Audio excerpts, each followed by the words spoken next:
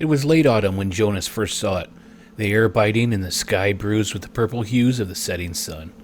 He had been walking the trail behind his cottage, a path he knew better than his own heartbeat. The trees, barren and skeletal, creaked with the weight of the oncoming night, and the wind whispered through the leaves in a language no man could understand. But it was the silence that unnerved him, the sudden, suffocating stillness that fell around him like a thick blanket. It was then that he felt a presence. He would later describe it as something almost human, but not quite. It stood at the edge of the woods, its outline just visible through the shifting shadows. Jonas strained to make out its features. It was tall and unnaturally thin, draped in a flowing, tattered cloak that seemed to merge with the landscape itself. Its hair, long and silver, moved as though caught in a breeze that didn't exist. And its eyes, those eyes, they gleamed in the twilight, a cold, pale blue that felt more like an accusation than anything else. For what felt like hours, neither of them moved. Jonas couldn't will his feet to turn away, and whatever this thing was, it watched him with a gaze that made his blood run cold. He tried to speak, but no sound left his throat. It was as if the very air had been sucked from the world, leaving him in a vacuum of dread. Then, in a blink, it was gone. No sound, no movement, just the lingering echo of its presence. Jonas ran. He didn't stop until he was just inside of his home. The door slammed shut behind him, his breath ragged with fear. That night, he didn't sleep. The eyes, those cold, unblinking eyes, they haunted him. He knew what he had seen was no ordinary creature, but it wasn't until much later that he would come to understand the truth of it. Tonight's episode is, and hopefully this is how they said to pronounce it in Gaelic, is Sithchean. You see how it's wrote. Like I said, I try my best, but a little bit better this week. As you can hear, my voice is a little bit better. It does still cut in and out, but hopefully everything will hold through and we can get through this. The Sithchean, known to some as a fairy and others as a spectre, has long haunted the myths and folklore of Scotland. It is said to dwell on the fringes of human perception, lurking in the liminal spaces where the natural and the supernatural blur. It is an ethereal being, both alluring and terrifying, often mistaken for something human, but never quite right. Those who encounter it are struck by its unnatural stillness, its gaunt and almost wasted frame that seems to glide through the air more than walk upon it. In appearance, the Sithchean is usually described as tall, well over 6 feet, but with a frailty that defies logic. Its limbs are elongated, almost too long for its body, and its skin is pale, almost translucent in certain lights. Like the surface of a frozen lake, the hair, long and silver, flows like water, though there's no wind to move it. Its face is sharp, angular, with high cheekbones that give it an otherworldly beauty. But the eyes, that's what unsettled the most. They are cold, pale blue, or sometimes gray, devoid of warmth, like the winter moon staring down from the heavens. These eyes are said to pierce the soul, revealing not only the observer's darkest fears, but the very essence of the Sithchean's otherworldly nature. The Sithchean's origins are as mysterious as the creature itself. Some claim it is the spirit of the dead, a soul that was neither wicked nor saintly in life, doomed to wander the earth, trapped between the realms. Others say it to be one of the AOC. Like I said, I try to pronounce this stuff, but AOC, the fairy folk who live beneath the hills, bound by ancient magic to protect the forests and the wild places from human encroachment. These beings, though often associated with fairies, are far from whimsical creatures of children's tales. They are dark, cold, and often vengeful. In Scottish lore, the Sithchean is thought to be a harbinger, a messenger of doom. Its appearance often signals a coming tragedy or death, much like the banshee of Irish myth. However, unlike the banshee, the Sithchean does not scream or wail. It just merely watches, its presence alone enough to invoke terror. It is believed that it can only be seen by those it chooses to reveal itself to, and those who see it are marked in some way, cursed to live with the memory of its gaze forever burned into their minds. The creature is said to dwell in the ancient forests and highland glens of Scotland, places where nature remains untamed. It haunts old trails, abandoned roads, and desolate moors, often appearing during the twilight hours, when the world is at its most vulnerable. The Sithchean does not seek to harm humans directly, but those who encounter it often suffer misfortune or madness in the days that follow. Katrina, a farmer's daughter from the village of Dunmore, recounts her chilling encounter with the Sithchean in vivid detail. It was just after dusk, the air thick with the earthly scent of damp soil and the distant croak of frogs. She had been tending the sheep, along with her younger brother, Sam, when they noticed a figure standing by the ancient stone circle that bordered their family's land. At first, Katrina thought it might be one of the village folk, a tall, lanky man, perhaps from the neighboring farm. But as they got closer, she felt a strange, foreboding sensation crawl down her spine. The figure wasn't moving. It was just standing still, almost too still, at the edge of the circle. Cloaked in what looked like strips of tattered cloth or mist, it stood tall, much taller than any man. Its skin, even from a distance, appeared unnaturally pale, and its hair seemed to ripple and shift despite the stillness of the air. Sam, eager to get a closer look, took a step forward, but Katrina held him back, a primal fear gripping her insides.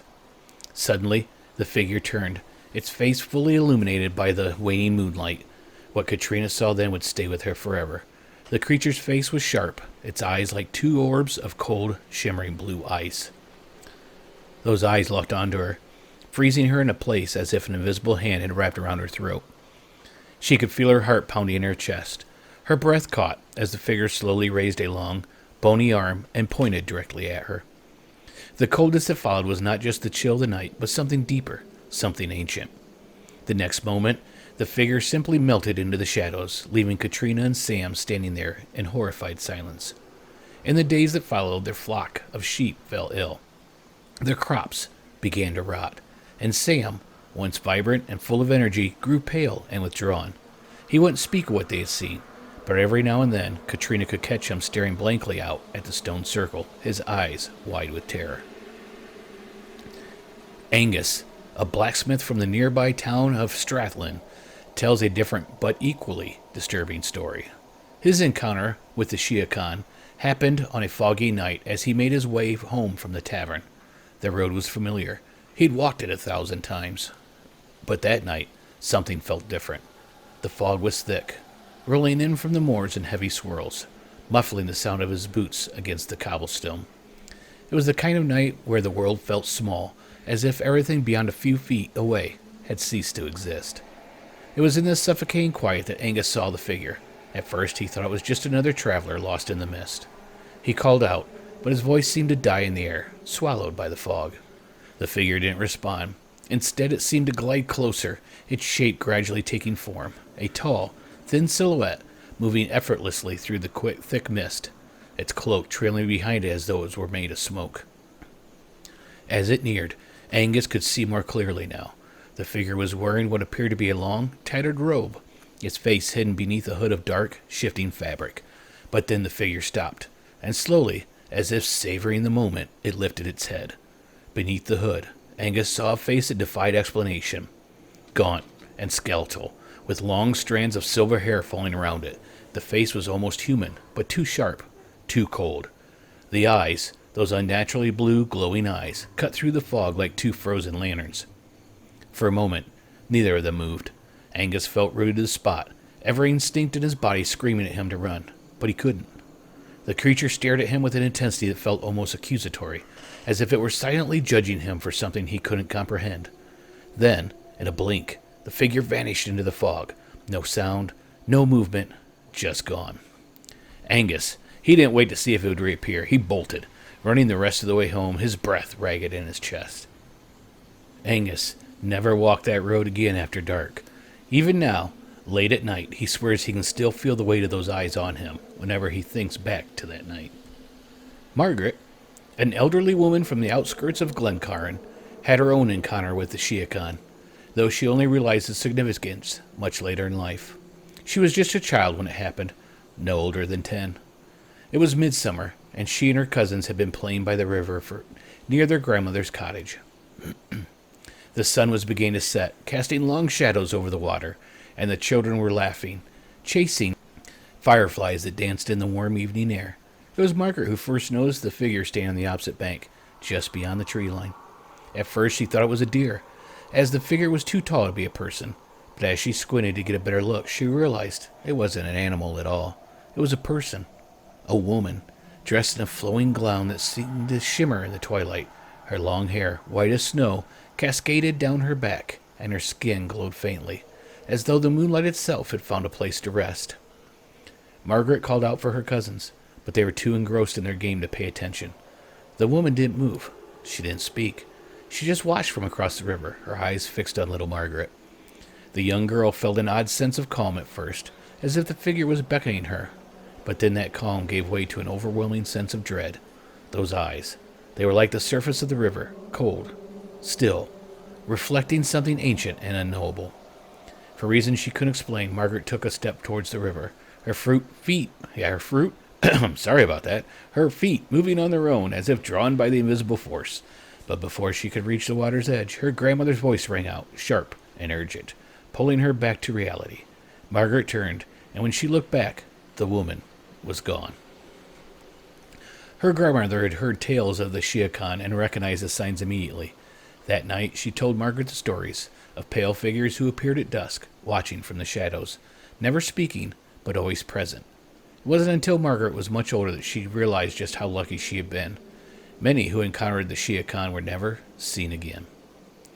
The Sithchean seems to choose its witnesses carefully, appearing to those who wander the edges of the wild and the mysterious.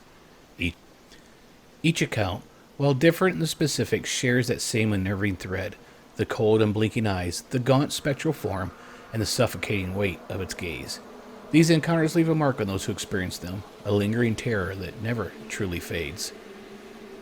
The next time you find yourself walking alone in the fading light, remember to watch the edges of your vision. If you feel a presence, if you sense a coldness that doesn't belong, do not linger. For once the Sithchean has found you, it may never truly let you go. Okay, so here at the end, before we sign off, I've been doing a lot of soul searching lately and thinking, and this podcast takes a lot of my time. And at the end of this season, I think we'll have 75 or 76 episodes. I did break them up into 3 seasons, but it's still the episode. So that's 76. And there was some time off in between, but that's quite some time to be doing a podcast. And I'm just, I don't know, I guess discouraged. I don't get comments. The only comments I get usually are on Rumble, and that's someone trying to get me to pay them to promote my channel. But my views on Rumble are a lot higher than they are on YouTube, and I don't get, it shows that 1 or 2 people actually listen to the podcast on or through actual audio stuff, so I'm not sure. But I'm definitely going to finish out this season. Like I said, I think we've got this one, and this is episode 20. I think we have 5 more, because I think I did 26 episodes, so that we can, that's 6 months. 6 months, I only missed 1 or 2 weeks from sickness there, so pretty good.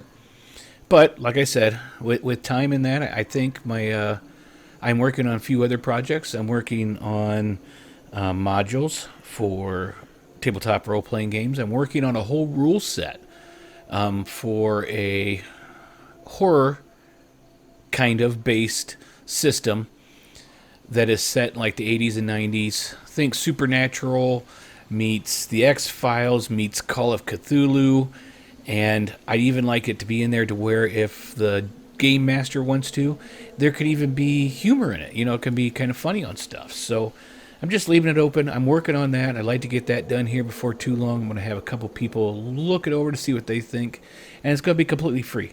I'm going to put it out there. I want to try to, when I release it with like 4 modules or maybe 5 modules that people can run. But really, I want this to be a community thing. I want people to write their own stuff. I just wasn't happy with some of the hurdles and things you have to jump through for some of the other gaming system producers, people that create the stuff. So I thought, let's just make my own, leave it open for anybody who can make any modules for it. And hopefully that works. Okay, so I'll keep you posted on anything else that I start doing. Quite a bit. I don't know if I've mentioned on here or not. I do actually have a role-playing magazine out that is called Dragonfire Magazine. That has a mixture of fantasy, horror, a little bit of everything, and it's got list of cons and stuff. And if you want to see that or any of my other stuff, go to my webpage at lunitarproductions.com. And you know what? I've got Discord that's listed, YouTube. Comment. Let me know that you're there. All right. Thank you for joining me tonight on Lunitar's Legends, Lore, and Lies. If you've enjoyed this episode, don't forget to subscribe and leave a review and a comment. And as always, stay curious and perhaps a little more cautious, because you never know what might be watching you from the shadows.